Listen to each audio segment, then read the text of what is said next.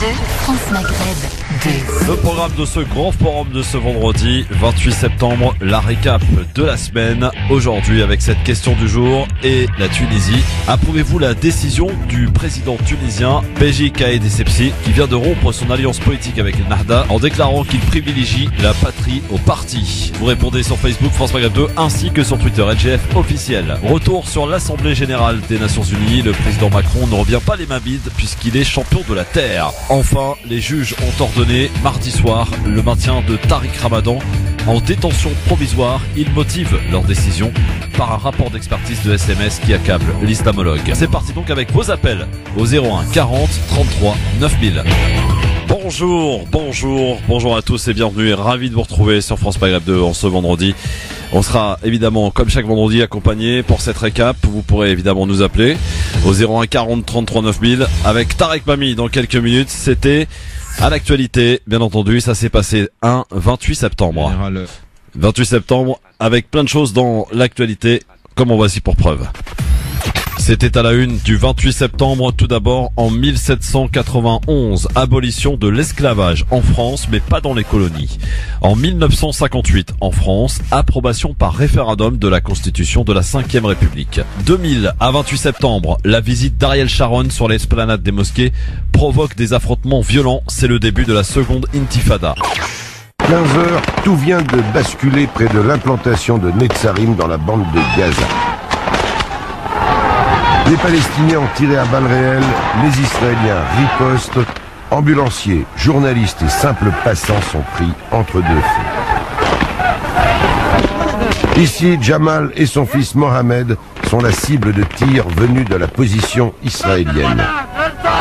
Mohamed a 12 ans, son père tente de le protéger. Il fait des signes. Mais une nouvelle rafale. Mohamed est mort et son père gravement blessé. En 1992, lancement de la chaîne culturelle franco-allemande Arte. Naissance et donc bon anniversaire, elle est née en 1982, Nolwenn Leroy. Merci d'être avec nous en direct sur votre radio France Maghreb 2, c'est vendredi et donc le vendredi on fait la récap de l'actualité de la semaine et je sais qu'elle est chargée chaque vendredi, fournie par au moins une polémique par jour, c'est un peu ça la presse française en ce moment, mais on va s'intéresser aussi à ce qui se passe dans le monde parce qu'il s'en passe évidemment des choses. Tarek Mami, bonjour. Bonjour Christophe, bonjour à toutes, bonjour à tous. Oui, je le disais, donc une polémique par jour, c'est à peu près ce à quoi on a le droit en ce moment. Je viens d'écrire à l'instant un SMS à des copains pour leur dire aujourd'hui, c'est soit qu'il n'y a plus d'intellectuels dans ce pays, soit que c'est la télévision et les médias mainstream, quelques radios, pas toutes heureusement, qui sont en train de créer, l'opinion publique. Qui se fait à coup de buzz et de phrases et de contresens historiques et du n'importe quoi, pour faire simple, pour n'importe quel intellectuel de ce pays et pour n'importe quel journaliste qui se respecte. Et quand on me dit qu'hier soir on oppose au Premier ministre qui gère quand même les 67 millions de Français et les quelques 300 millions d'Européens dans la configuration française se trouve opposé à un grand journaliste, à un grand intellectuel, à un grand débatteur que M. Wauquiez, qui a mis pied à M. Zemmour et à quelques autres dans la polémique, c'est consternant. Et surtout sur le service public, sur le service public, on devrait mettre en face du Premier ministre ou des hommes politiques, des gens de la même gabarit ou des chercheurs ou des gens qui ont une neutralité intellectuelle pour présenter les idées. Il aurait dû refuser le Premier ministre parce que ça lui a été évidemment sollicité. Il a dû apporter son accord. Connaissant son caractère, il va dire à l'autre raconte ta vie, je t'écoute. Mais ça me rappelle très exactement, j'ai eu la même réaction. Et ce n'est pas parce que le Premier ministre il est avec Monsieur Macron ou pas Macron. Ça m'a fait exactement la même réaction quand on a mis devant Fillon en pleine campagne électorale Christine Angot. Oui, celle-là qui pareil. Qui aujourd'hui s'est fait une petite exposition médiatique avec Laurent Ruquier. Non mais voilà, je veux dire, c'est une honte. C'est grâce à ça d'ailleurs. Oui, c'est une honte. C'est une honte pour ces plateaux de mettre des gens de ce petit calibre face à des gens qui décident quand même de l'avenir de nous tous, et qui parlent de ce qui les occupe eux et pas de ce qui occupe le français, parce que j'adore moi tous ces intellectuels qui viennent nous parler de ce que ressentent les Français, comment ils racontent le Français dans les librairies quand ils décassent un livre. Ils prennent même pas le métro. Ouais. Quand ils sont dans une voiture, il y a 15 gardes-corps. Donc, avec qui ils parlent? Avec le policier qui leur dit bonjour monsieur par politesse, avec leur propre chauffeur qui a peur pour sa place et qui ferme sa gueule pour répéter ce que son patron dit. On est dans une période vraiment d'exaspération qui est partie en réalité d'un lieu de liberté d'expression que sont les réseaux sociaux qui sont devenus des lieux de non-liberté. Oui. Puisque Déferlement de haine. oui, non, mais dès que vous dites une idée sensée, on vous répond par on va te promener ou un truc comme ça, ça veut dire qu'il y a même plus d'argumentation. Et donc nous vivons une période vraiment très... Une drôle d'époque, cher Tariq. Non, mais dommageable pour le vivre ensemble, pour la société. Ah, c'est clair qu'il est très abîmé. Hein. Et de temps en temps, j'ai envie de leur dire, je viens de recevoir tout à l'heure un livre sur l'Éthiopie. Dans l'introduction ou dans la 4e page, qu'est-ce qu'on écrit? L'Éthiopie, un pays fait de plusieurs peuples, de plusieurs cultures, de plusieurs religions, qui vivent tous ensemble depuis des siècles. Voilà. J'ai un petit proverbe pour vous, pour commencer. L'argent est la hache qui sépare les amis inséparables. Il nous vient d'où ce proverbe d'après vous? C'est pas un proverbe arabe? Il peut venir soit de l'Iran, soit de la Chine.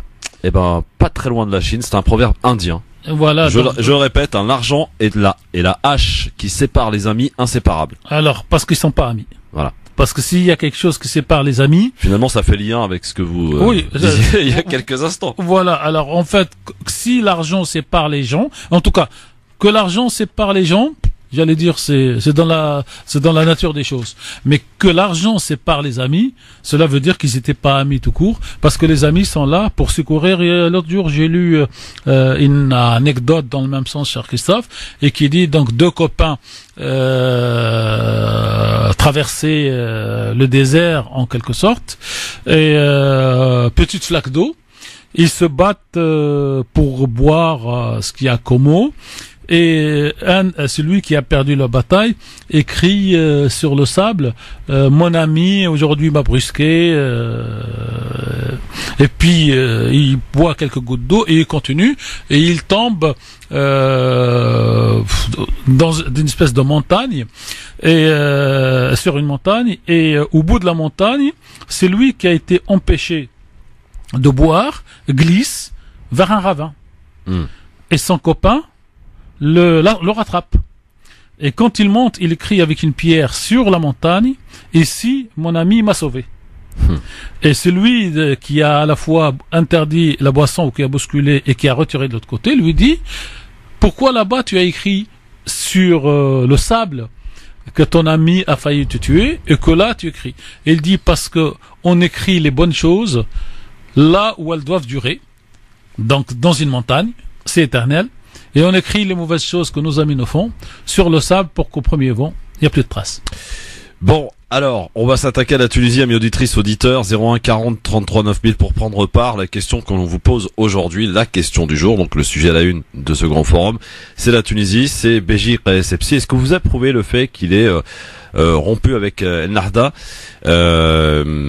préférant d'ailleurs la patrie à un parti, c'est ce qu'il a dit, donc, et surprenant, vous êtes 40% à dire oui, contre 60% à ne pas approuver donc la démarche de Béji Essebsi.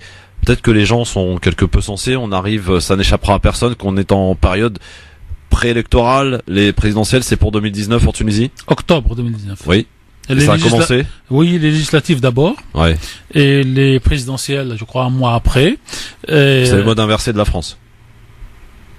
Oui, c'est le vrai mode de la France. À la base, oui. À la base, qui a été inversé par Monsieur Jospin. Oui. Par Monsieur Jospin. Oui. Et qui depuis déglingue ce pays, parce qu'on pourrait penser que la meilleure solution, c'est de faire les deux élections le même jour.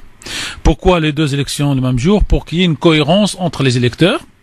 Et si, en faisant une élection le même jour et qu'on a deux résultats différents, ça veut dire que les électeurs sont très conscients et qu'ils ne peuvent pas et qu'ils ne veulent pas mettre le pouvoir entre les mains d'un seul parti. Ça veut dire quoi? Ça veut dire que finalement, en Tunisie, dans ce système, ce sont les législatives qui sont les plus importantes que les présidentielles finalement? Le régime et le mode de scrutin tunisien et la nouvelle constitution de 2014, écrite justement par Nahda et par ce qu'on appelait à l'époque la Troïka, c'est-à-dire Monsieur Marzouki et l'ancien président de l'Assemblée, donne le pouvoir en réalité au Premier ministre, puisque c'est le Premier ministre qui a le plus... Il est toujours en poste d'ailleurs, Youssef Chahed. Celui-là, oui, Monsieur... comment il s'appelle, Monsieur Chahed, est toujours en place. Et donc, comme les électeurs élisent les députés, et que les députés valident un Premier ministre, votent pour lui ou pas, donc le pouvoir est à la fois haché entre trois instances, le président de la République, le Parlement et le Premier ministre, donc. Et donc, oui, les élections législatives en Tunisie sont plus importantes que la présidentielle étant la façade du pouvoir politique du pays. Oui. Alors, est-ce que finalement, vous, à titre personnel et en tant qu'observateur, est-ce que vous approuvez cette démarche du président de la République qui est intervenu dans une grande allocution en direct à la télé? Une interview, c'est pas une interview sur la chaîne sur une chaîne très connue. C'est assez rare d'ailleurs. Si, c'est la 3e ou 4e. Oui, mais à 1 heure, dit-on quand même de prime time. La même chose, sauf qu'il a fait les trois télévisions qui dit-on, ont de l'audience. Donc, il a fait la nationale. Ouais. Et il a fait donc l'une privée, et là, il fait la seconde privée. Alors, justement, est-ce que vous approuvez cette démarche de se démarquer d'El Nahda pour le président de la République? Est-ce qu'il n'y a pas un calcul politique aussi pour j'allais pas dire pour se faire réélire, parce que je pense qu'il ira pas, il va pas se représenter vu son âge, etc. Mais pour préparer les siens, est-ce que c'est pas une manière aussi de se démarquer d'El Nahda? Alors oui, sur la deuxième partie de votre question, cher Christophe, je ne répondrai à la première partie, est-ce que j'approuve personnellement ou pas, qu'en faisant un petit retour en histoire pour expliquer le pourquoi du comment. En 2014, quand les élections présidentielles ont eu lieu, la position du président Béji, aujourd'hui président de la République, et de son parti NIDA, c'était de ne pas faire une alliance avec Nahda, de manière à ce que les choses soient claires, Nahda étant plutôt un parti religieux ou à fondement religieux, et Nahda étant plutôt à fondement en gros laïque, pas laïciste mais laïque. Et à l'issue des élections législatives qui vont conditionner la suite, le parti NIDA Tunis arrive premier, mais pas avec le nombre suffisant de sièges pour pouvoir gouverner seul le pays. Et donc, quand le président est élu, il essaye de construire une alliance, notamment avec la gauche, voire l'extrême gauche de M. Hamami, qui avait obtenu assez de sièges pour permettre à Nida Tounes et à M. Béji de gouverner ensemble. La gauche et l'extrême gauche refusent cette alliance.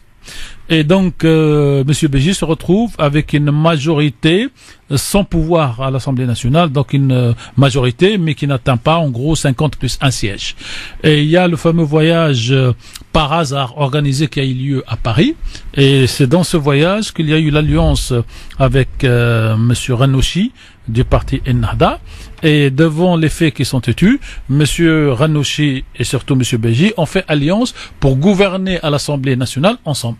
Donc ils ont créé une espèce de gouvernement d'union nationale.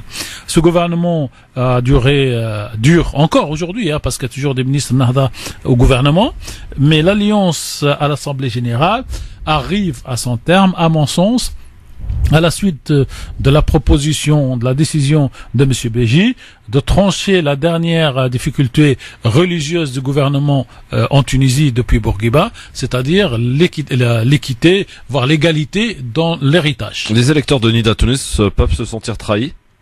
Ils se sont très vite trahis dès le premier mois, et vous avez la première session qui est intervenue par M. Marzouk, qui a créé son parti Mashroua Tunis en disant clairement, moi je ne trahis pas ma parole et mes engagements avec les électeurs. On leur a promis de travailler sans Nahda, voire contre Nahda, et je me retrouve à ce que celui qui a perdu les élections se retrouve aujourd'hui à décider de la politique nationale. Et donc à partir de ce moment-là, le parti Nida Tunis de M. Béji se retrouve fractionné, alors 2 partis, 3 partis, 4 partis, qui se réclament tous... Une espèce de scission à l'intérieur du parti, quoi. Oui, plusieurs groupes, alors qui votent des fois ensemble, qui votent pas ensemble, et Béji a mis, le président donc tunisien, M. Béji, a mis comme stratégie de faire voter les lois en alliance avec le Nahda. Ouais. Et on arrive donc à cette histoire d'héritage, d'héritage. D'après ce que j'ai compris, parce que il y a beaucoup de non-dits dans la politique tunisienne aujourd'hui, Nahda a écrit une lettre au président Béji avec sa position sur cette question d'héritage. Position qui n'a jamais été rendue publique. Et beaucoup ont demandé à M. Béji de publier cette lettre. Et dans l'interview, donc M. Béji, en réalité, refuse d'être le porte-parole de Nahda, ne diffuse pas cette lettre et somme les autres de prendre la responsabilité. Voilà où est-ce que nous en sommes. En ce qui me concerne, donc moi, à votre question, je ne vais pas faire de mauvaise comparaison, donc je vais rester en Tunisie. Il faut être clair avec les électeurs. Si Nahda et Nida Tounes avaient annoncé qu'en cas de petites différences pour le résultat législatif, ils feraient alliance. Or, ni l'un ni l'autre n'a dit ça, donc c'est une trahison. Et moi, je trouve que, à titre personnel, bien sûr, que Béji n'ont pas à bien fait de rompre aujourd'hui son accord avec Nahda, mais je dirais la chose autrement en politique politicienne, de revenir à sa position première avant les élections, c'est-à-dire de revenir pour essayer de récupérer son électorat, avec deux complications supplémentaires. Ce que Béji Qaïd Sibsi, qui a été proposé par Monsieur Chahed, Premier ministre, proposé par le président de la République, a été beaucoup plus soutenu par Nahda que par Nida Tounes. Nida Tounes a fini même par geler sa participation à ce parti. Alors, imaginez la mosaïque. Un premier ministre issu d'un parti, dont le parti gèle l'adhésion et l'activité, qui fait alliance avec un Nahda qui lui dit OK, mais à condition que tu ne te présentes pas l'année prochaine. Donc, dans ces conditions, je pense qu'on comprend mieux. C'est une grosse chouchouka, en fait. Non, mais on comprend mieux la position de Béji. Et après, les élections donc auront lieu dans un an, disons maintenant. Et chacun se positionne.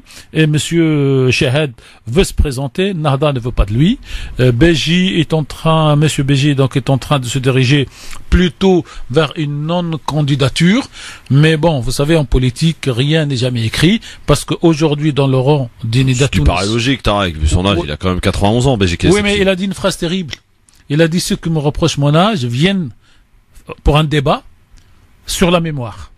Et on va voir, est-ce que c'est celui qui a 94 ans, qui est capable de réciter des choses, des poèmes, du Coran, ce que vous voulez, ou celui qui en a 60 et qui vient... Mais est-ce que ça peut être lui un bon président? C'est ça le truc. Effectivement, on peut avoir du savoir, mais est-ce qu'on peut être efficace? Non, c'est pas du savoir, c'est de la mémoire, c'est-à-dire la qualité de Béji, si on peut lui donner une qualité, c'est l'apaisement de la société tunisienne, qui était quand même, comme vous le savez, à la sortie de la période de Troïka, qui devait être élu pour un an, qui est resté 3 ans au pouvoir, avec tous ces djihadistes tunisiens, avec tous ces imams extrémistes qui venaient en Tunisie répandre leur poison. Donc on peut dire qu'il a apaisé aujourd'hui la société tunisienne. On verra demain. Aujourd'hui, les Tunisiens ont marre de la politique en moins de 10 ans de démocratie déjà.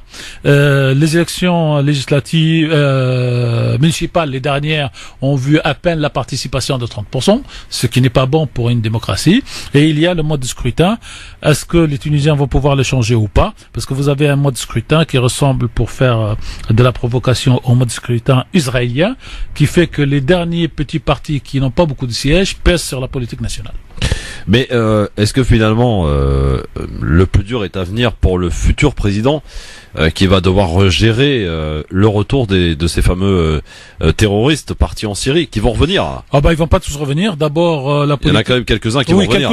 Il y a quelques-uns. D'ailleurs, je précise que Salvini, le ministre de l'Intérieur italien, est en Tunisie aujourd'hui. Oui. Alors lui, c'est pour autre chose, sur la pseudo-immigration que personne ne connaissait. Mais aujourd'hui, tous les Tunisiens devenus djihadistes terroristes ne rentreront pas en Tunisie. S'ils rentrent, ils iront s'ils rentrent en Tunisie, ils iront directement en prison. C'est plus ou moins l'accord passé entre tous les partis politiques. Du côté de Syriens, ils vont trier les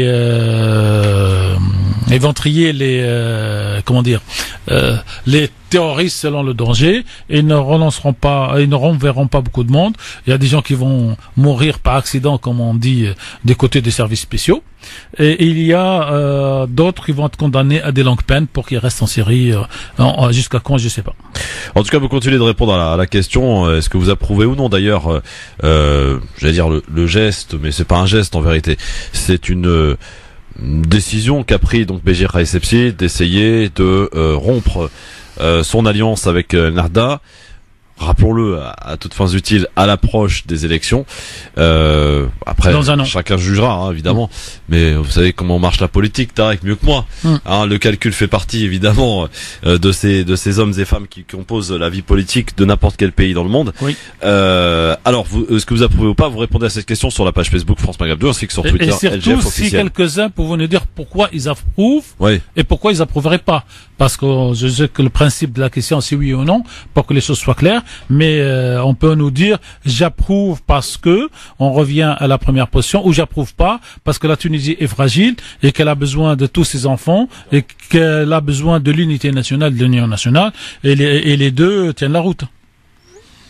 Oui, alors je précise, mesdames, messieurs, vous qui nous appelez au 01 40 33 9000, que vous pouvez donc prendre la parole et nous dire effectivement, comme ce que demande Tarek, nous dire pourquoi vous approuvez ou d'ailleurs pourquoi vous n'approuvez pas.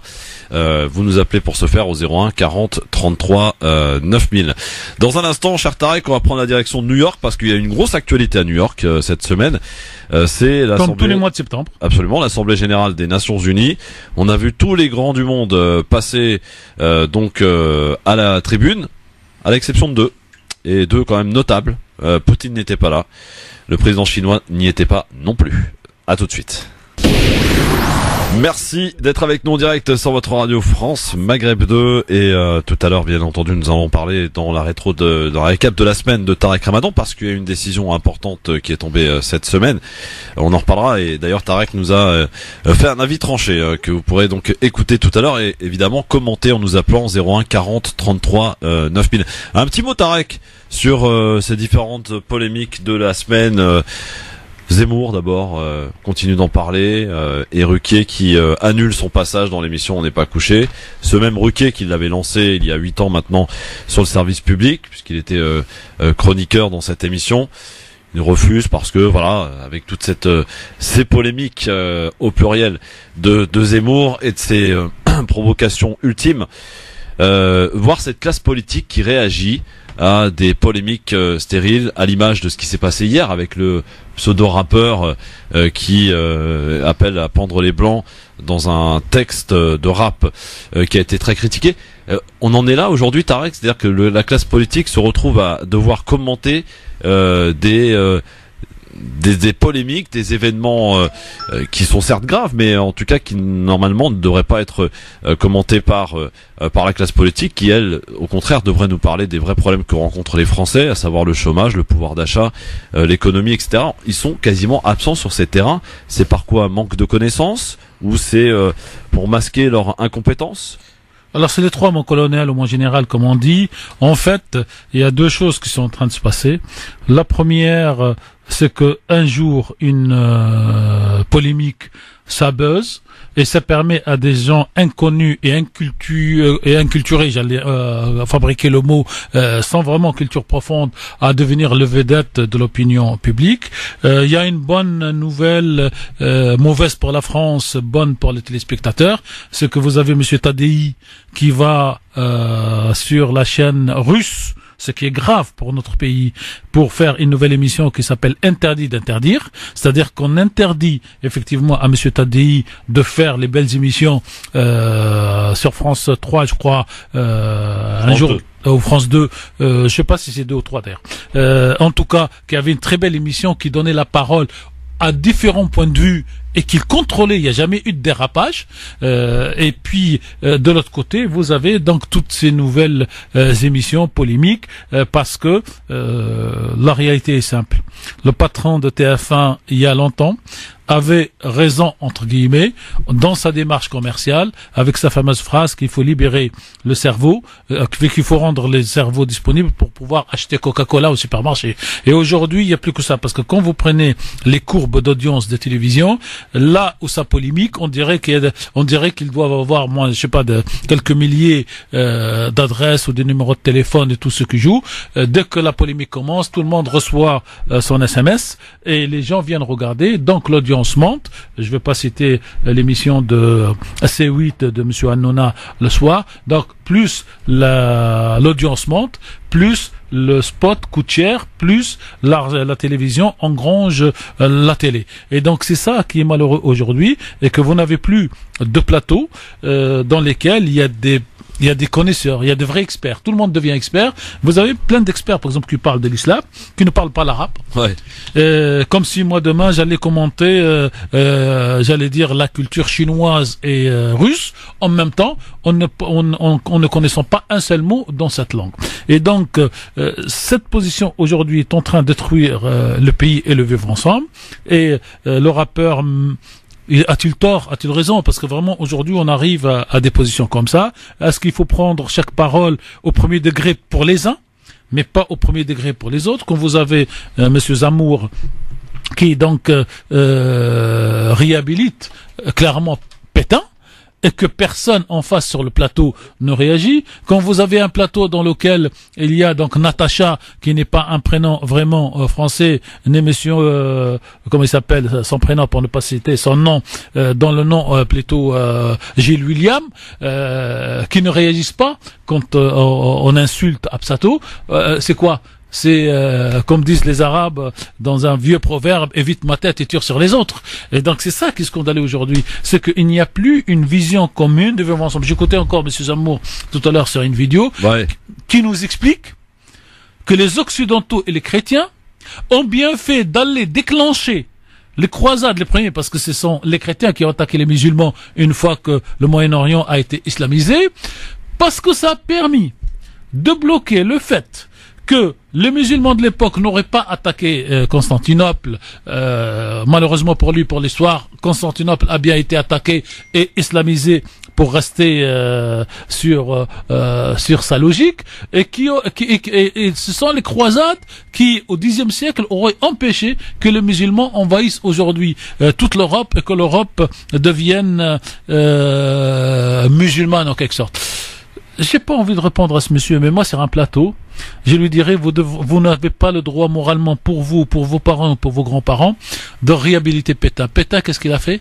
Il vous a retiré à vous, cher monsieur, la nationalité française, et à vos parents en tout cas, parce qu'il n'était pas né à l'époque, puisque la nationalité française a été octroyée par le décret Crémieux, tapez Crémieux décret pour ceux qui connaissent pas l'histoire, et vous allez voir que c'était un ministre français qui en 1870 va octroyer la nationalité française dans l'Algérie qui était française aux seuls Européens, aux seuls chrétiens, et je ne sais pas par accident de l'histoire ou par volonté de séparation, les Juifs d'Algérie qui étaient des Arabes, parce que les Juifs d'Algérie sont des Arabes, si on veut prendre donc le contexte à la limite génétique et historique. Et ce monsieur va réhabiliter, c'est lui qui lui a retiré à lui et à ses grands-parents cette nationalité française, avec ce danger que ceux qui ont protégé les Juifs en France, dans la mosquée de Paris, et là-bas en Algérie, ben c'était bien les musulmans. Et donc, si ce monsieur était là en France en 43, il aurait été arrêté et envoyé par le Veldiv directement dans un camp de concentration. Donc à certains moments, vous ne comprenez même plus la logique de l'identification. Donc c'est un monsieur qui insulte ceux à qui il appartient, j'allais dire physiquement, ethniquement, par les gènes, pour aller de se rapprocher de ceux qu'il aurait foutu dans un four crématoire par l'intermédiaire des nazis. Sur ce point, on peut aussi avancer, cher Christophe, et dire une chose. Pour des gens qui ne connaissent pas Monsieur Zemmour, vous le foutez dans une foule de 15 personnes et vous demandez aux gens identifier les Arabes, comme dit l'autre, et les Français, les Blancs et les pas Blancs. Ben, il sera mis dans le même couffin que ses cousins arabes d'Algérie. Et donc, quand vous arrivez à des problèmes de psychanalyse et de psychologie, et que vous avez des journalistes en face qui ne rebondissent pas pour écrire l'histoire, c'est un révisionniste dans cette phrase, les chrétiens ont bien fait d'aller aux croisades, ben vous n'êtes pas chrétien, cher monsieur.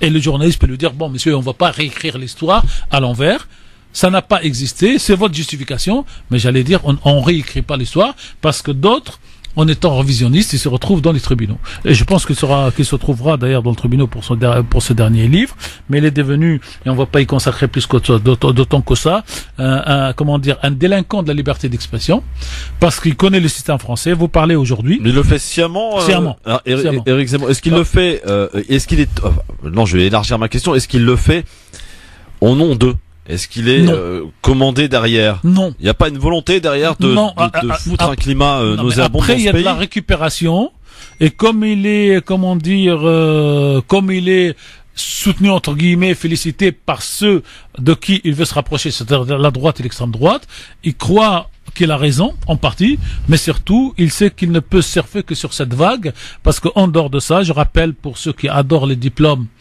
et les études, que Monsieur Zemmour n'a pas été accepté 2 fois au concours de l'ENA. Donc, s'il était une pointe intellectuelle, il aurait été... Ça se saurait. Il aurait été comme Macron. Il aurait été comme tous ceux qui aujourd'hui hantent la fonction publique et qui sont tous passés par Sciences Po et par l'ENA. Il a fait Sciences Po, il a réussi Sciences Po, il a fait l'ENA 2 fois, il passe pas. Donc c'est une espèce de vengeance sur le système qui le rejette. Donc c'est un discriminé qui devient discriminant. C'est pas la première fois dans l'histoire de l'humanité que des gens qui étaient hier victimes deviennent aujourd'hui bourreaux. Et donc c'est ce côté-là qui est malsain pour ceux qui s'assoient sur la même table de plateau de télé et qui, j'allais dire, ne réagissent pas. J'ai revu, pour les plaisirs des yeux et pour le plaisir de la tête, son débat avec Tariq Ramadan. On y viendra tout à l'heure. Je peux vous dire qu'il n'a pas mené, c'était en 2009, il n'a pas mené l'arche, et à certains moments, il a même acquiescé, dit oui, je partage ce point de vue. C'est-à-dire que c'est le genre d'intellectuel, entre guillemets, que quand il n'a pas, j'allais dire, de la résistance en face de lui argumentée, il devient chef de plateau, et dès qu'il y a quelqu'un qui répond comme il faut en face, tout d'un coup, il n'y a plus rien. Il y a plus rien. C'est les jambes d'argile qui flanchent et ça tombe par terre. C'est un flambeur. D'ailleurs, Léa Salamé, j'aime pas toujours ce qu'elle fait, mais je sais pas si c'est dans cette même émission ou dans une autre, elle a agrippé comme il faut le monsieur Zemmour pour lui rappeler qu'il était juif, qu'il était berbère, qu'il était arabe, et qu'aujourd'hui, quelque part, il n'a pas le droit de faire ce qu'il fait parce qu'il s'auto-insulte. 01 40 33 9000, Saïd est avec nous. Bonsoir Saïd. Bonsoir Christophe, bonsoir à tous vos invités, aux éditeurs. Donc moi, je voulais juste intervenir concernant le système dans lequel nous vivons. Aujourd'hui, j'ai l'impression qu'on est dans une boule de cristal en verre. On voit tout, on entend tout, mais on peut rien faire. Donc les intellectuels, moi je suis pas d'accord avec Monsieur Tarek Mami en disant les intellectuels. Le monde entier, tous les individus du monde, ils ont des compétences. Arrêtons de classifier les gens intellectuels, ceci. J'ai l'impression que tout le monde est dans l'idéologie. En parlant de la langue arabe et tout ça, l'islam, tout ce qu'ils ont fait, les anciens. Dépassons tout ça parce que les anciens ils ont fait des erreurs, donc on va pas tomber dans les mêmes erreurs. Moi, j'aimerais bien entendre les gens, si vous dites intellectuel ou pas intellectuel, qui va me dire aujourd'hui, voilà, j'ai trouvé une solution.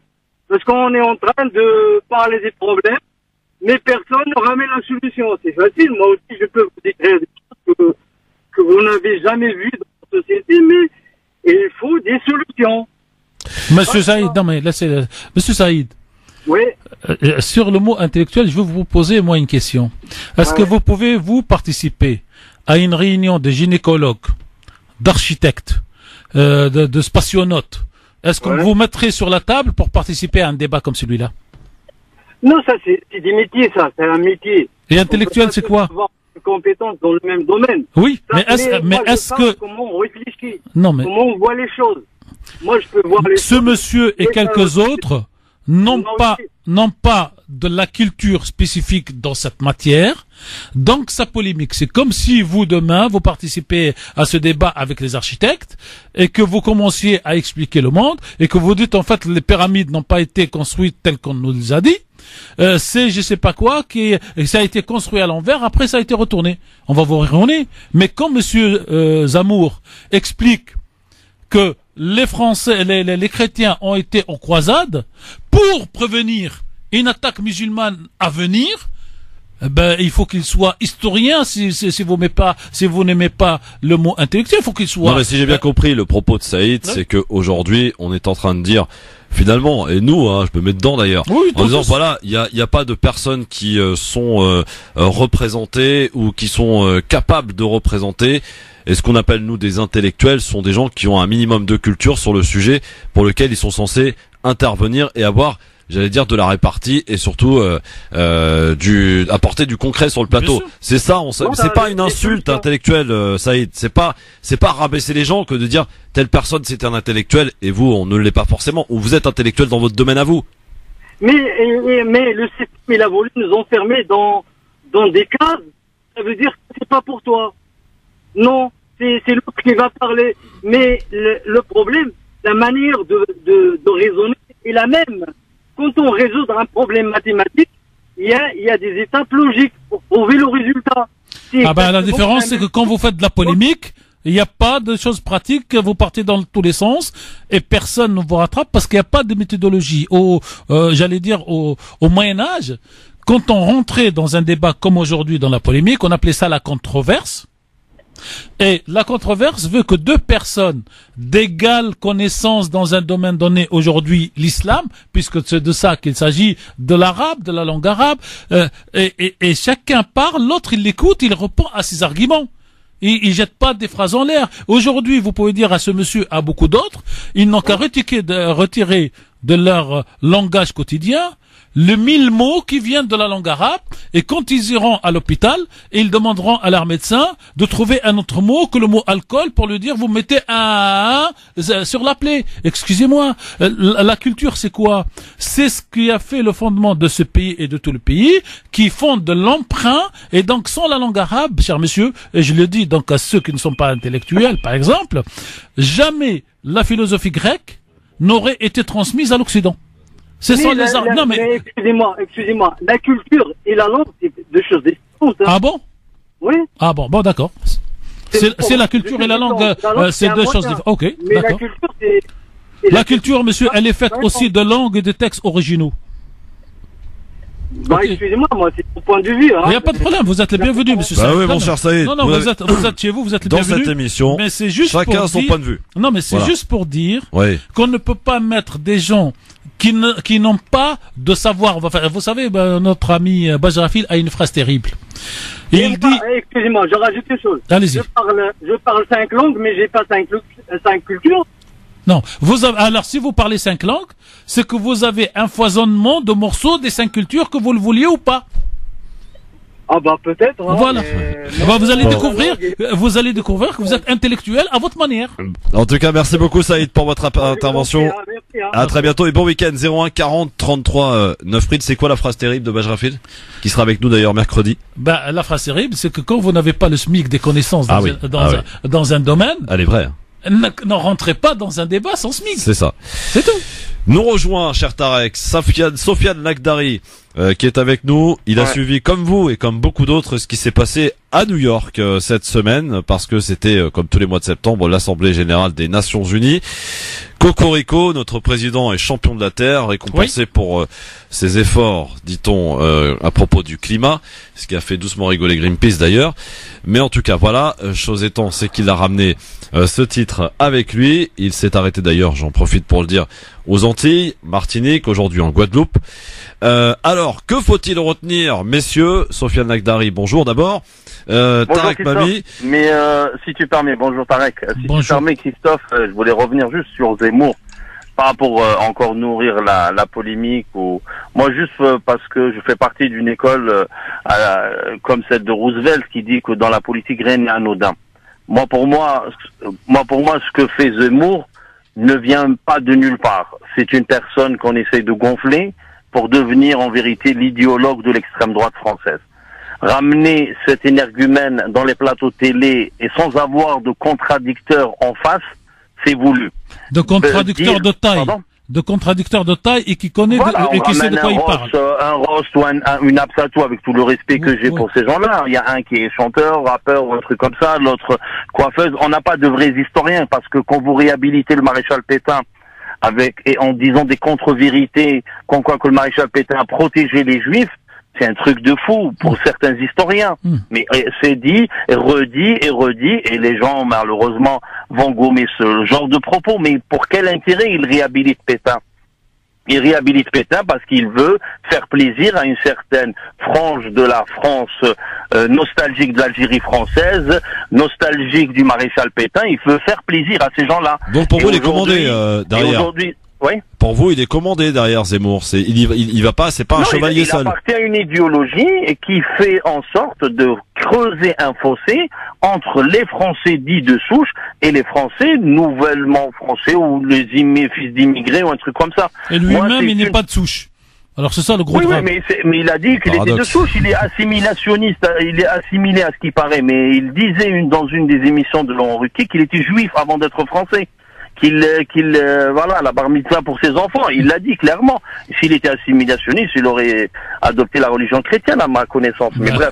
Il a 4 prénoms, il n'y en a pas un qui est français d'ailleurs. Voilà. Oui, mais même Eric, a priori, c'est scandinave. Oui, c'est scandinave. Mais lui, même l'américanisation, avant de parler de l'islamisation de la France, il y a une américanisation de la société française, les Dylan, les Brandon, etc., ça ne l'a pas dérangé. Mais on voit que c'est une personne qui est censée véhiculer une idéologie. Et juste pour finir, hier, il était en train de faire une dédicace, hier ou avant-hier, dédicacer son livre dans une librairie. Cette librairie fait partie de l'extrême droite, où on vend des livres de certains révisionnistes, de négationnistes, d'antisémites féroces. Mais ça n'a pas gêné monsieur. Et je dis juste 3 personnalités qui étaient présentes lors de cette dédicace. Il y avait un jeune des Républicains qui s'appelle Eric Tegner, qui véhicule l'idéologie de l'union de toutes les droites, d'allant de l'extrême droite à la droite. Il n'a pas été exclu par Laurent Wauquiez, mais il a été, ils ont rejeté sa candidature pour l'élection des jeunes Républicains. Il y avait le frère de Marion Maréchal Le Pen. Ah oui.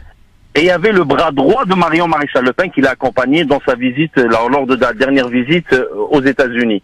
Juste pour dire que moi, personnellement, à mon sens, on est en train de tout préparer le terrain à Marion Maréchal Le Pen. Marion Maréchal Le Pen qui fait référence à Jacques Séguéla, là, hein. Jacques Séguéla qui l'a dit. Jacques Séguéla nous a prévenu.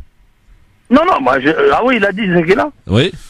Ah moi, personnellement, je mettrais un gros billet sur on est en train de tout préparer le terrain parce que Marion Maréchal Le Pen, juste pour finir, elle faisait partie du Front National et elle était elle ne partageait pas la même idéologie que Florian Philippot. Marion Maréchal Le Pen, elle est libérale sur le plan économique. Elle n'est pas anti-européenne. Elle fait partie de l'Union européenne. Elle est pour une Europe des nations, des nationalistes, à la Salvini, à la Orban, à la De Wilders qui est aux Pays-Bas. Et elle partage, elle est israélo-compatible. Parce que Zemmour, il faut rappeler, il y a 2 ans, il avait parlé que l'armée française devait faire appel à l'armée israélienne afin de nettoyer la banlieue. Oui. Juste pour recadrer les choses, qu'on ne s'éparpille pas, moi, à titre personnel, je vois M. Zemmour, on est en train de le mettre comme étant l'idéologue de l'extrême droite française. Donc il va dépasser Buisson, Donc vous aurez dans la main, dans ces conditions, Pétain dans la main droite et Israël dans la main gauche, ce qui ressemble à ce qui se passe aujourd'hui entre Orban et M. Netanyahou. Ou Salvini, en Italie, le premier ministre de l'Intérieur. On est en train de préparer cette Europe des nationalistes. On a vu que l'Europe était réfractaire, la population elle était devenue de plus en plus réfractaire sur l'Europe, mais on n'a pas voulu traiter l'Europe de la manière économique. On est parti sur la question sociétale et on a un Steve Bannon, un ancien conseiller de Donald Trump, en train de tout réguler tout cela à partir de Bruxelles avec sa société. Et on le voit en Italie, on le voit aux Pays-Bas, on le voit en Hongrie, afin de chapeauter tous ces nationalistes. Et vous allez voir qu'ils sont sionistes et israélo-compatibles. Pour cette raison, qu'on va avoir plein de ces gens-là au pouvoir prochainement en Europe. Et une bonne nouvelle quand même. Quelle bonne nouvelle? Vous avez les travaillistes avec M. Corbyn en Angleterre qui annonce clairement que s'il gagne... les attaques qui sont... il a parlé d'une reconnaissance de l'État palestinien. Non, il a dit que s'il gagnait les élections, il reconnaîtrait l'État. Et là, si vous voulez, ça serait un... Tarek, pardonnez-moi de vous poser la question comme ça, mais à force d'entendre ça, j'ai envie de dire... Oui, et alors? À quoi ça va servir? Pourquoi? Ça va servir demain, si par exemple, effectivement, il y a l'Espagne qui a envie de le faire, il y a l'Irlande qui va certainement le faire, donc ce parti travailliste en Angleterre. Et après, ça servira à partir du moment où Israël continue de faire ce qu'il veut et en ne respectant aucune loi. L'Angleterre est un cas très particulier. C'est vrai. Historiquement, oui. Historiquement, c'est lui. Si t'as écouté, je doute pas que t'as suivi l'Assemblée Générale des Nations Unies, même Donald Trump, il est pour 2 États. Non.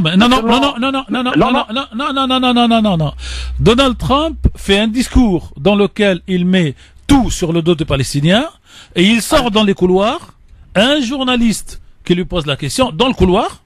Et lui dit oui, c'est bon. Non. Moi j'ai un autre discours. J'ai entendu un autre discours. Non, moi j'ai écouté le discours. Pour 2 États, à partir du moment où ils sont d'accord, ils peuvent ne pas s'entretuer. Non. J'ai écouté tous les discours. Monsieur Benabla m'a envoyé ceux qui ont été diffusés. Parce qu'en France, ils ont diffusé en gros, à ma connaissance, en tout cas c'est ce que j'ai pu voir, le président français et le président américain.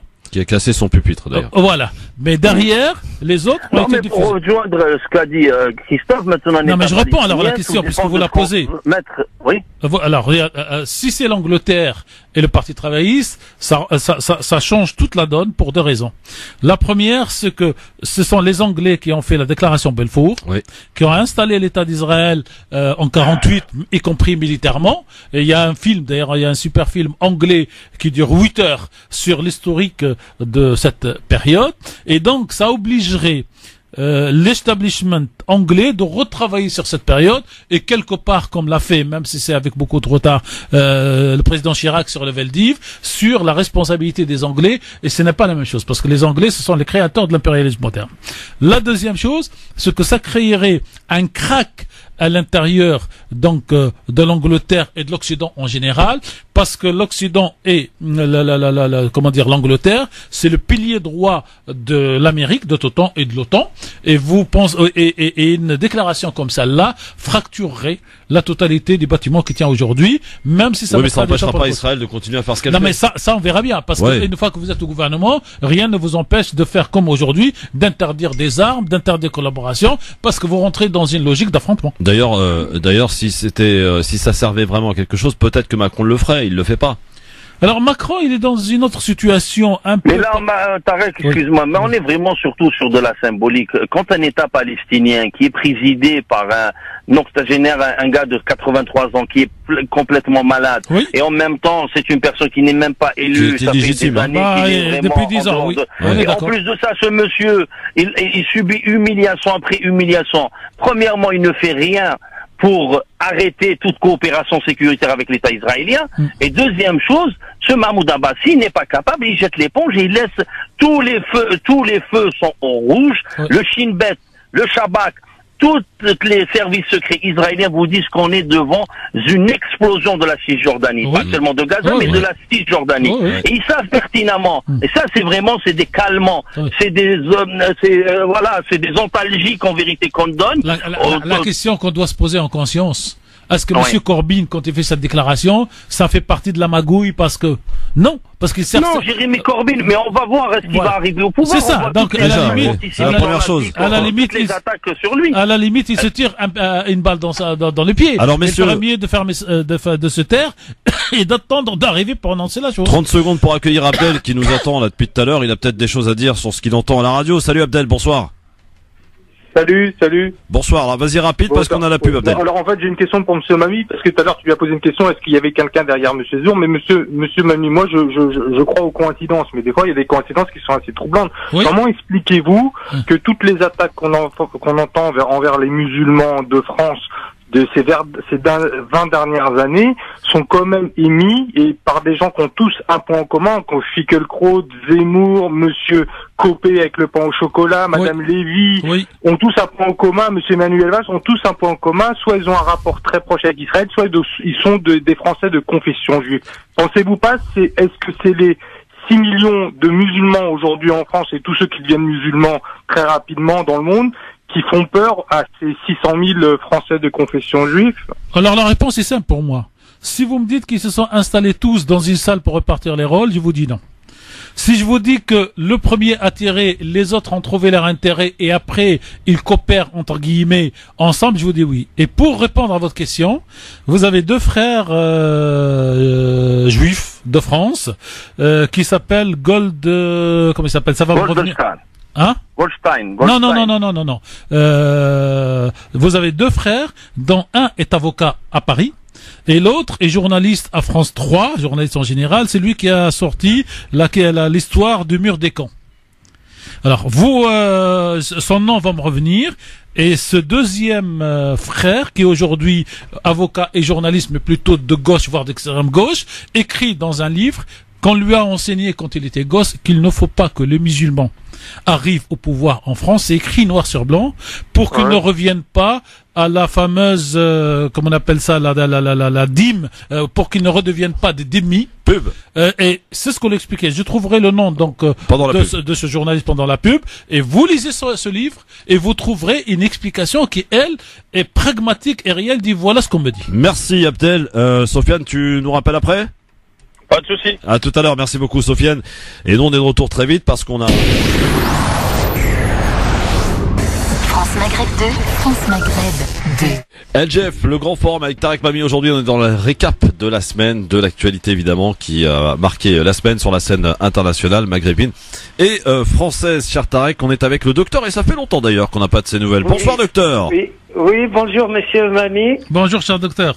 Voilà, donc je viens de donner mon téléphone personnel à Christophe. Vous pouvez m'appeler. Là, je suis à Bruxelles depuis 4-5 mois. On en a pour 2 ans. Ce qu'il y a de bien à France Maghreb 2, c'est la transparence la plus totale. On sait tout ce qu'on fait à l'antenne et hors antenne. Voilà, donc, j'ai pas l'habitude de vous interpeller, mais j'ai écouté les 2 dernières émissions sur la Syrie avec, que vous avez discuté avec Sofiane. Docteur Sofiane, merci.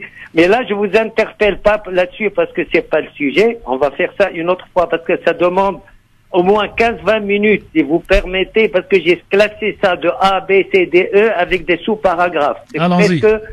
C'est pas en 2 minutes. Moi-même, je résume la situation que je parle avec vous. À l'époque, le feu de monsieur Haj Ismaïl.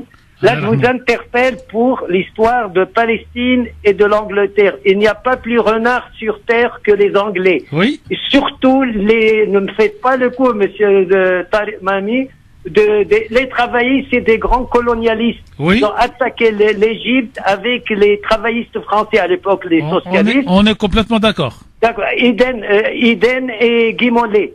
On est d'accord. Là, et on en a parlé. Je l'ai répété maintes fois au début. D'ailleurs, j'ai été critiqué par plusieurs que je sois gaulliste. Oui, je suis gaulliste social. Maintenant, c'est pas le sujet. Le sujet que même De Gaulle était viré de Damas, puis effectivement de Beyrouth en 45, grâce aux Anglais pour préparer leur coup en Palestine. Il fallait virer De Gaulle. Il fallait qu'il soit viré. Oui. Je l'ai parlé, monsieur Tarek Mami. Non, mais tout ça, je le sais, docteur, mais moi, je parle... C'est pire, l'histoire des Anglais, là, les travaillistes. Je la connais moins que vous, peut-être, mais au moins, plus que d'autres. Ce que je veux dire... C'est pour cela que je vous interpelle, parce qu'il ne faut pas donner des... Non, je ne donne rien du tout. Moi, attendez. Attendez. Je vous écoute.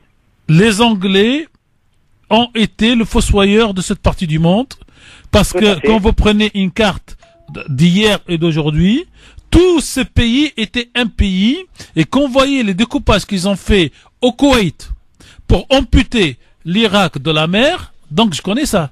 56 c'est l'attaque de Suez, je connais ça. Mais quand vous avez aujourd'hui une société anglaise qui a beaucoup changé de par sa composition sociale, culturelle, ethnique et religieuse, voilà. Et vous avez donc ce monsieur Corbyn qui dès le départ, depuis il y a à peu près 15 ans, est sur cette ligne-là. Moi, je ne peux pas lui jeter la pierre pour demain. Je jette la pierre pour... Bien. Voilà, c'est tout ce que je dis. Je jette la pierre pour hier. D'accord. Et je prends en considération ce qu'il dit pour demain. Et s'il trahit, on le dira. Responsabilité devant les jeunes, tels que docteur Sofiane, monsieur Christophe, ainsi de suite. Moi, je prends pas. Par contre, je termine par là, parce que je veux pas accaparer votre... Non, vous pouvez, allez-y. C'est que même, combien même on avait discuté, là, j'ouvre vite les parenthèses sur la Syrie, De Gaulle, la connerie qu'il a fait, qu'il a fait en 46, quand il a reçu le Khouri, Élie, oui.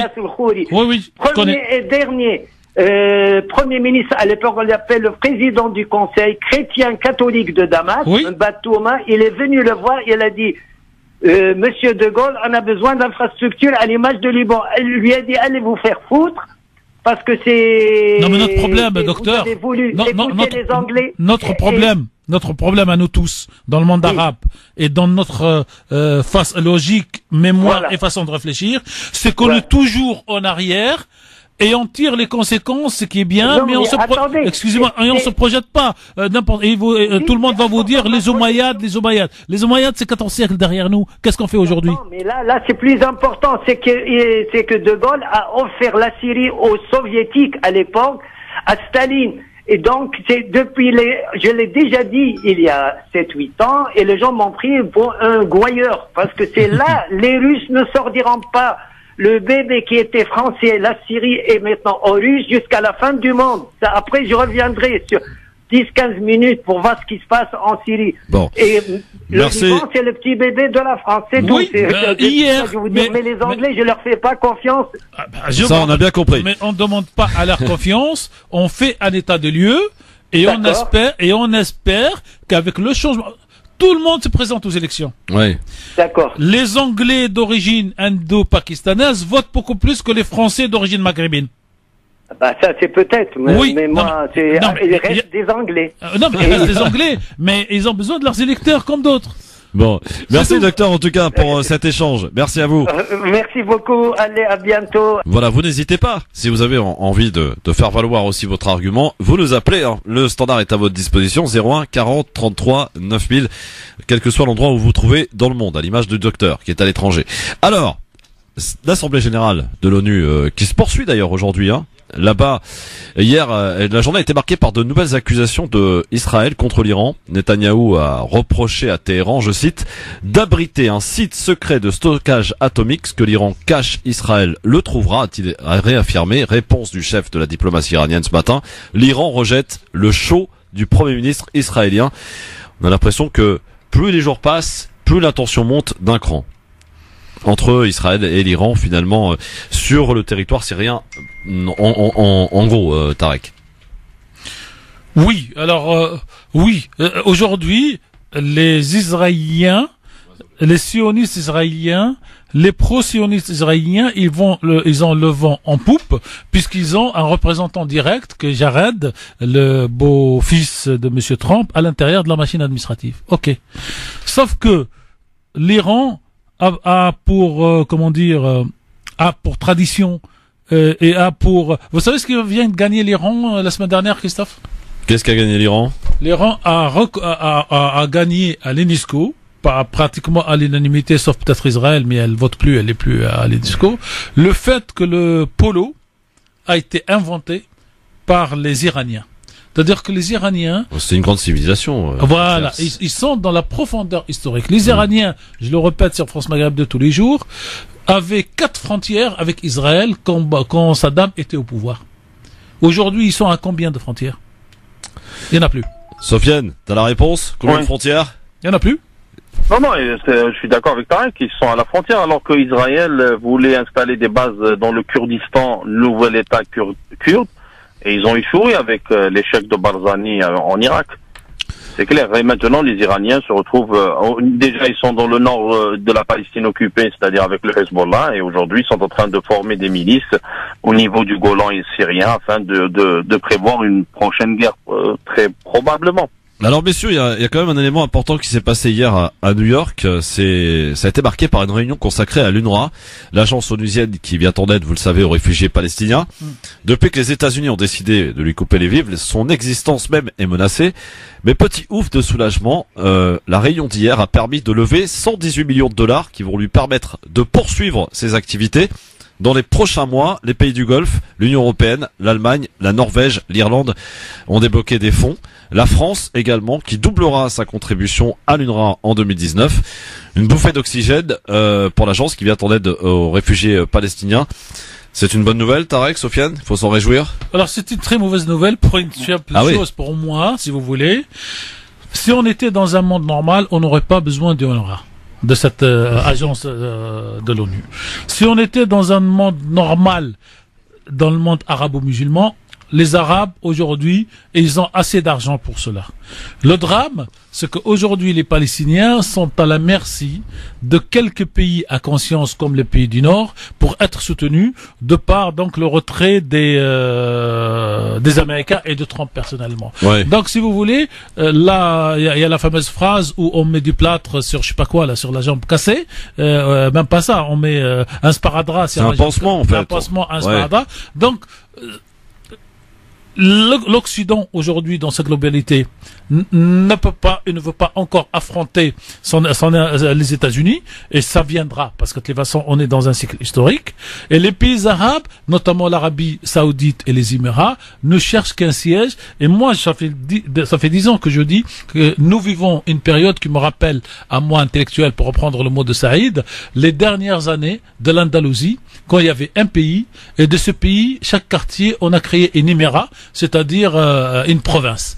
Et le monde arabe est aujourd'hui en train de vivre cette situation-là. Heureusement, et je reprends là la phrase de Ahad Tamimi sur différentes interviews, que les Palestiniens d'aujourd'hui naissent dans la résistance. C'est-à-dire qu'un gosse d'1 an, de 2 ans, déjà, dès qu'il apprend à parler, il apprend le mot palestinien, israélien, juif, sionisme, colonisation. Et donc, aujourd'hui, nous ne sommes plus au 19e siècle où les Américains venant donc, surtout d'Angleterre, encore une fois, et d'Irlande, ont pu exterminer la population indienne.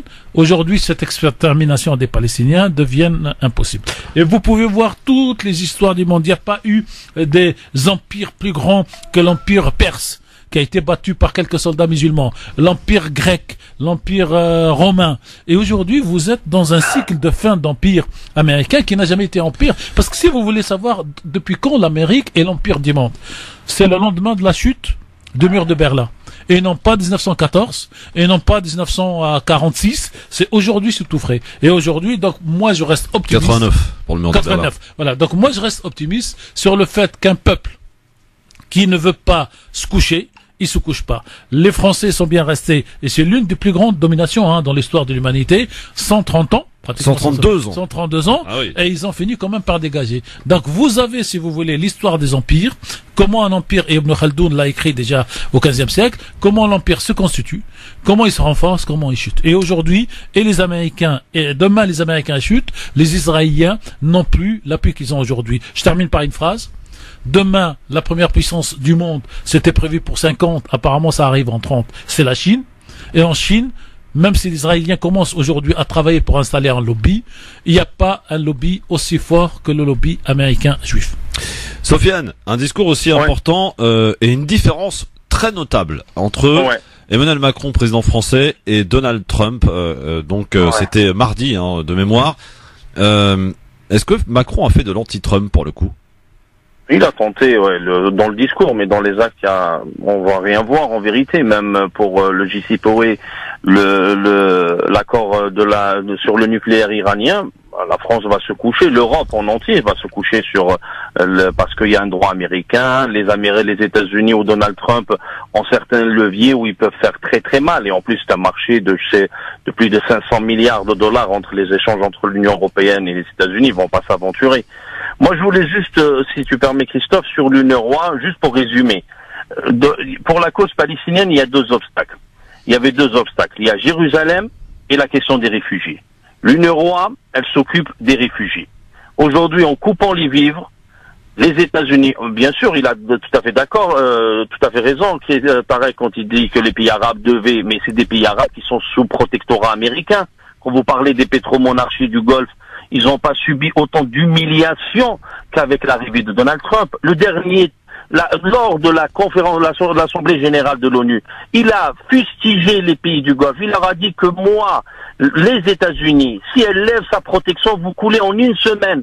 Vous avez intérêt de baisser le prix du baril immédiatement. Oui. C'est une humiliation. Il n'y a pas plus humiliant. Et en plus, on lui fait des chèques de 500 et de 600 milliards. Pour dire que ces pays arabes arrêtons de les citer parce que pour moi, ils n'existent pas. C'est des pays qui sont colonisés. C'est des pays qui n'ont aucune indépendance, ni politique, ni sociale. Ils ont qu'à l'islamisation de la société et de l'abrutissement des esprits. C'est qu'il y a que ça qu'a exporté le MBS et l'Arabie Saoudite. Et il a bien dit dans une des émissions avec la CBS, il a dit que nous avons exporté le wahhabisme à la demande de nos alliés occidentaux. Alors maintenant, ces pays, dire les pays arabes. Aujourd'hui, les États-Unis, hier, je pense, Jim Mattis a déclaré, nous retirons les patriotes du Koweït, de la Jordanie et du Bahreïn.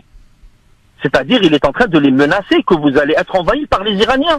Et ils sont pas à l'abri aujourd'hui d'une attaque iranienne, parce qu'avez l'attaque sur l'Ahwaz, où les Émiratis avaient clairement déclaré qu'ils étaient pour cet attentat et pour d'autres attentats, où MBS a dit que nous allons attaquer l'Iran avant même que l'Iran nous attaque.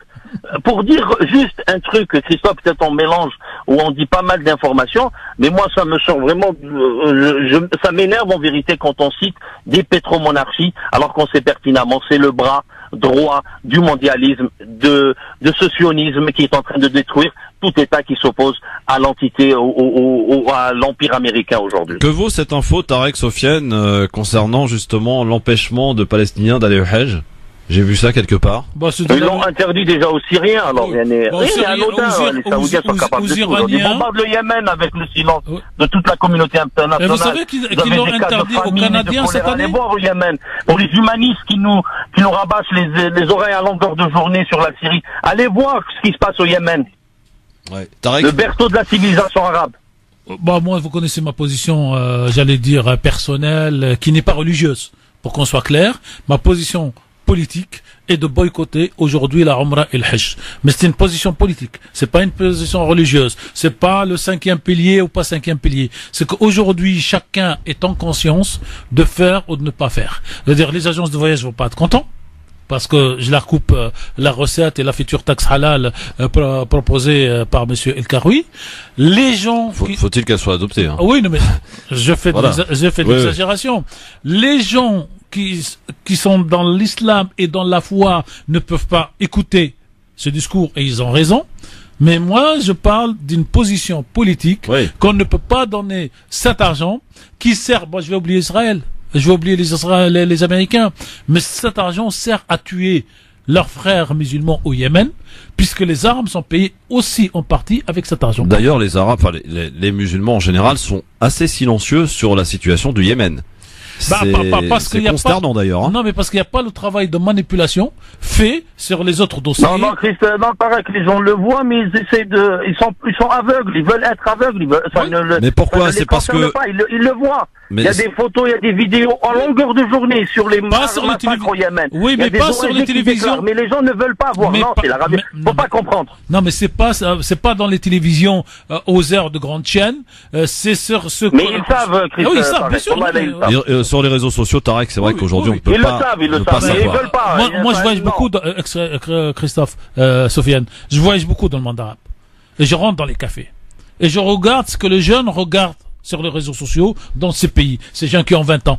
Ben, ils ne regardent pas ça.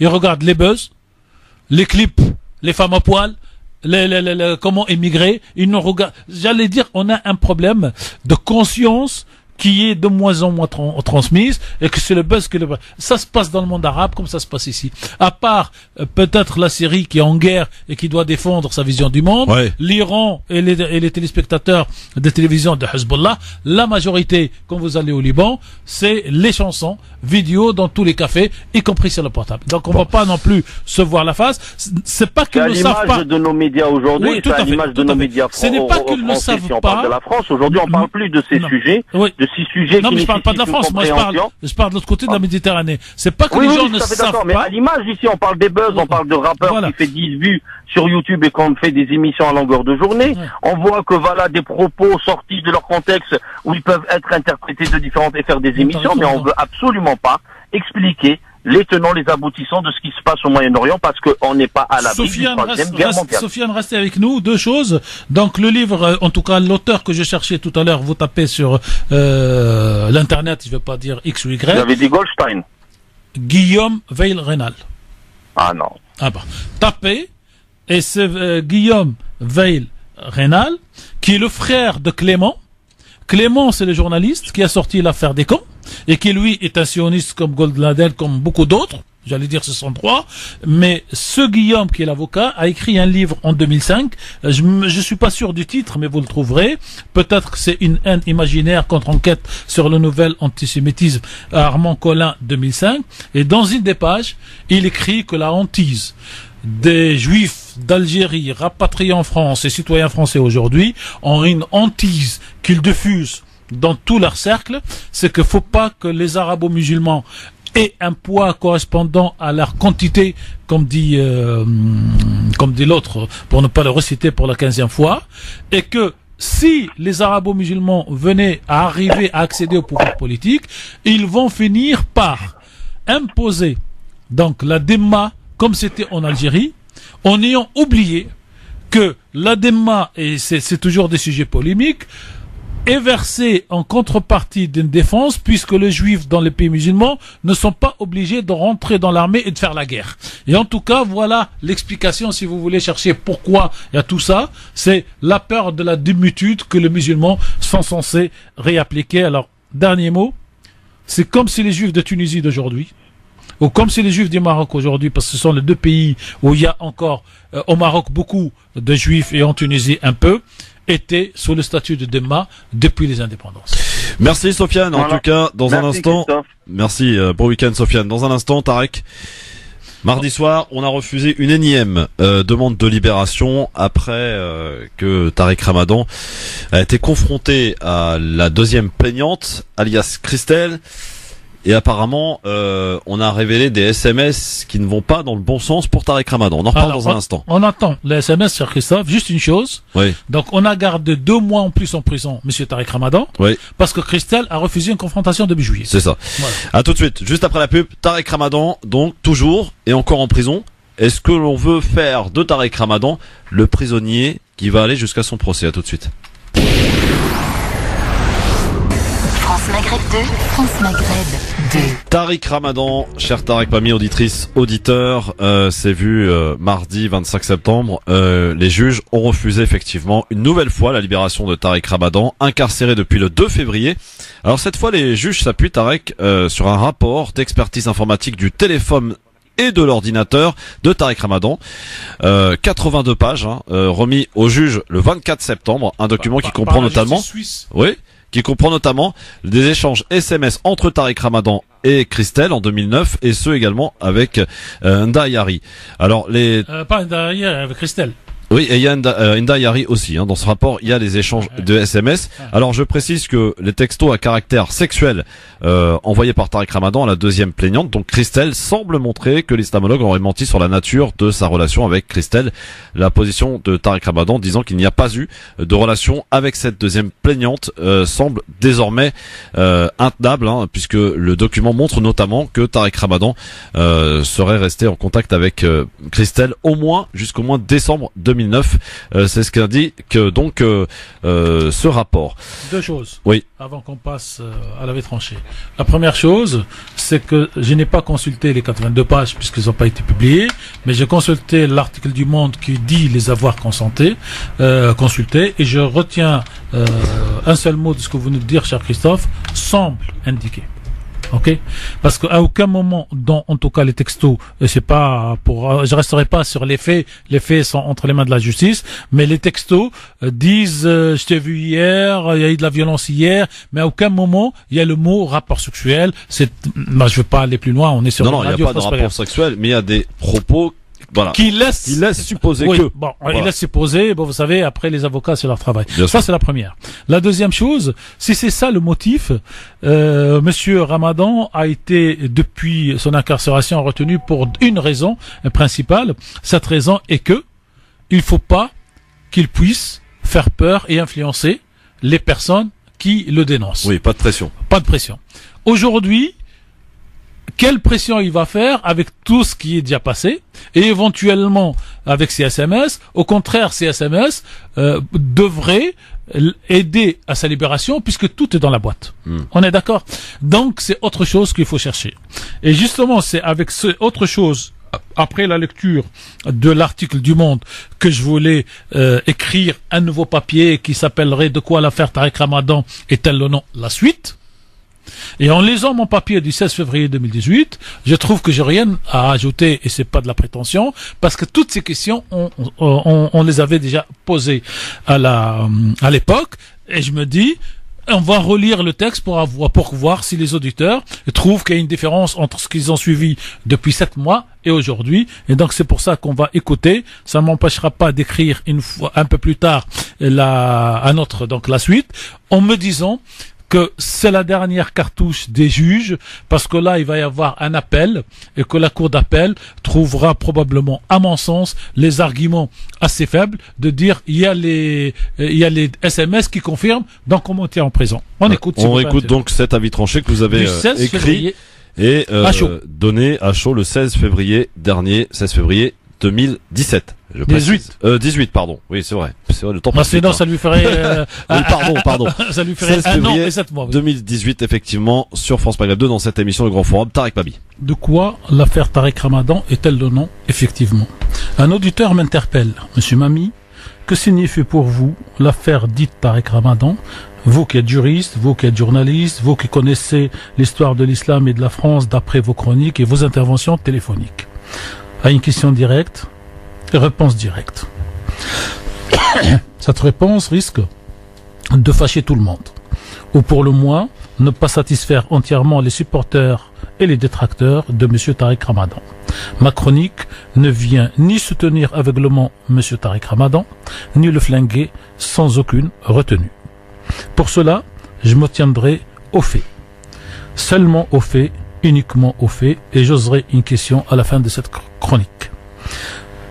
Une chronique radiophonique que nous appelons ici à France Maghreb 2 avis tranché n'est ni une tribune à publier dans la presse écrite et les journaux dits du matin ou du soir, ni le préambule d'un livre, ni une analyse proposée à la confrontation d'idées ou alimenter une polémique de ce qu'on appelait jadis au Moyen Âge une controverse. Notre ami Feu Brahim Hasmaïl avait l'habitude de tétiller nos oreilles tous les jours avec son billet quotidien qui avait pour titre « Dormez bien, braves gens, la terre tourne, mais elle tourne sans vous ». Brahim Hasmaïl et son billet quotidien nous manque, et son billet sur DSK dans l'affaire du viol de Nafissatou Diallo restera dans nos mémoires. La chronique est pour nous une fulgurance du moment qui, comme un sondage, donne une photographie instantanée de notre état d'esprit et qui appartient, cette chronique, à la catégorie casuistique de la vérité d'hier n'est pas celle d'aujourd'hui n'est pas celle de demain. Monsieur Tariq Ramadan est un homme avec d'immenses qualités intellectuelles et pédagogiques qui captive de très nombreux publics intéressés par la religion et la culture et la civilisation arabo-musulmane, mais pas que. Comme tous les hommes, monsieur Tariq Ramadan a des défauts que connaissent sa famille, ses amis et ses proches. Et d'un coup, avec l'accusation de viol portée contre M. Tariq Ramadan par 2 femmes, l'une sous pseudonyme Christelle, faisant monter les faits d'une agression sexuelle supposée à 2009, et l'autre à visage découvert, Mme Hinda Ayari, qui fait remonter des faits d'agression sexuelle supposés à 2012. Chacun en rajoute sur les défauts de M. Ramadan. Nous ne dirons pas plus, nous, et nous revenons aux faits. Ce qui m'intéresse, c'est la situation des accusatrices et la situation de l'accusé. S'il va sans dire que l'acteur de toute violence physique, et plus encore toute violence physique sexuelle et agression de viol, doit passer par toute la rigueur de la loi, il faut le dire, le redire, le répéter et le matraquer ici sur France Maghreb 2, tant les clichés frappent les citoyens français de culture musulmane sur leur supposé machisme, domination sans faille de leurs mères, sœurs, femmes et filles à travers celles qui portent le foulard, pour paraphraser M. Mohamed Sifawi. Mais quand je dis acteur, c'est tout acteur et pas exclusivement ou seulement M. Tariq Ramadan. Les accusatrices ont toute notre affection et soutien, jusqu'à ce que la justice leur donne droit au tort. L'accusé, lui, a droit à notre respect, au vu de nos principes moraux et juridiques, tant nous avons appris, et c'est une très bonne chose, que tout accusé est présumé innocent jusqu'à ce que la justice se prononce définitivement sur son cas. Or, ce qui me blesse, et ce qui blesse tous ceux qui défendent la loi, le droit et le triptyque de la République, liberté, égalité, fraternité, c'est qu'une immense majorité de citoyens commentateurs, à travers les réseaux sociaux, mais aussi de commentateurs professionnels, se lâchent, oublient le principe de cette innocence. Tout le monde monte en charge contre M. Ramadan. Et les fameux défenseurs des droits de l'homme qui volaient jadis et jusqu'à hier au secours de la longue liste des violeurs avérés et qui reconnaissent les faits, voire des peuples opprimés à part les Palestiniens, bien sûr, sont aujourd'hui bouche fermée. On dirait qu'ils se sont cousus les lèvres. Ils ont même réussi à nous retirer de nos mémoires la déclaration d'un ministre de la Culture en exercice à propos d'un certain M. Polanski qui disait alors que l'œuvre dépasse l'homme. Personne ne dit cette phrase quand il s'agit de M. Tariq Ramadan. Un fait divers de viol tourne à l'affaire avec un grand A, plus importante que l'affaire du meurtre de la petite Maïlis, petite fille, et je précise ici qu'il n'est pas pour nous une place pour comparer les drames et les souffrances des uns et des autres. Mais les faits sont têtus. Une plainte déposée en Bretagne se retrouve rapatriée à Paris sous l'autorité d'un procureur que tous les Français ont découvert uniquement dans les affaires d'actes terroristes, et on ne sait pas pourquoi cet rapatriement a-t-il eu lieu. Est-ce pour lui donner plus de sonorité, plus de bruit médiatique, ou pour enfoncer l'homme accusé? Une plaignante se pavane sur les plateaux de télévision à des heures de grande écoute et refuse de confronter l'homme contre lequel elle porte des accusations graves. Personne ne se pose la question et personne, apparemment, trouve cela normal. Des adversaires politiques et intellectuels de M. Ramadan deviennent des auxiliaires de justice. Des aiguilleurs de justice. Un homme dont le dossier médical indiquait qu'il est manifestement malade est quand même incarcéré. Un prisonnier en préventive interdit de rencontrer sa famille, et sa famille nous dit qu'il ne dispose pas de ces médicaments et surtout pas de ces antidouleurs. Monsieur Ramadan peut avoir tous les défauts du monde, mais doit avoir les mêmes droits que tous les citoyens. Sauf erreur de mémoire et de résultat qu'a bien voulu me faire parvenir M. Google, j'ai cherché et je n'ai pas trouvé d'antécédent judiciaire d'un homme accusé de viol sur des personnes adultes incarcérées au début de l'enquête. C'est vrai que contre M. Tariq Ramadan, deux arguments de poids sont entre les mains de ceux qui veulent le juger.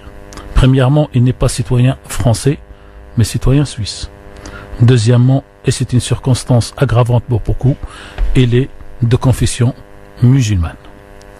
Disons pour terminer, disons-le clairement, aujourd'hui pour beaucoup de citoyens français de culture musulmane et bien au-delà de ce cercle restreint de la population française, tous ces gens prennent en charge, épousent et s'approprient toutes les théories de complot, non pas dans le sens généralement développé dans la presse française, mais dans le sens de dire aujourd'hui en France pour les musulmans il y a 2 poids 2 mesures, il y a le règne de l'islamophobie. Cette affaire est une affaire politique et pas une affaire judiciaire. Certains d'entre eux poussent même le bouchon avec l'expression « les juifs ont eu l'affaire Dreyfus, les musulmans ont aujourd'hui l'affaire Tariq Ramadan ».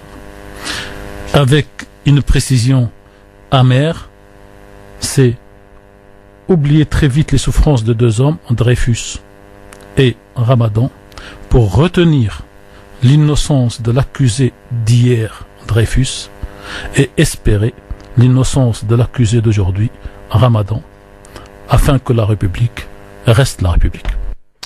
Voilà pour ce billet qui, je le rappelle, a été écrit et dicté à l'antenne le 16 février dernier.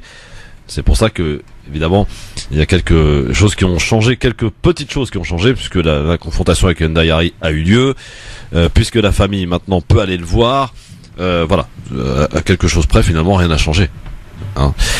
Bon, et bien voilà pour ce billet, finalement, en voulant écrire un nouveau papier sur l'affaire Tarek Ramadan, vous vous êtes aperçu, cher Tarek, que finalement c'était à peu près le même. Du coup, on a décidé de rediffuser celui-là. On a trouvé que le fond n'a pas changé. Il y a quelque peu la forme, mais pas le fond.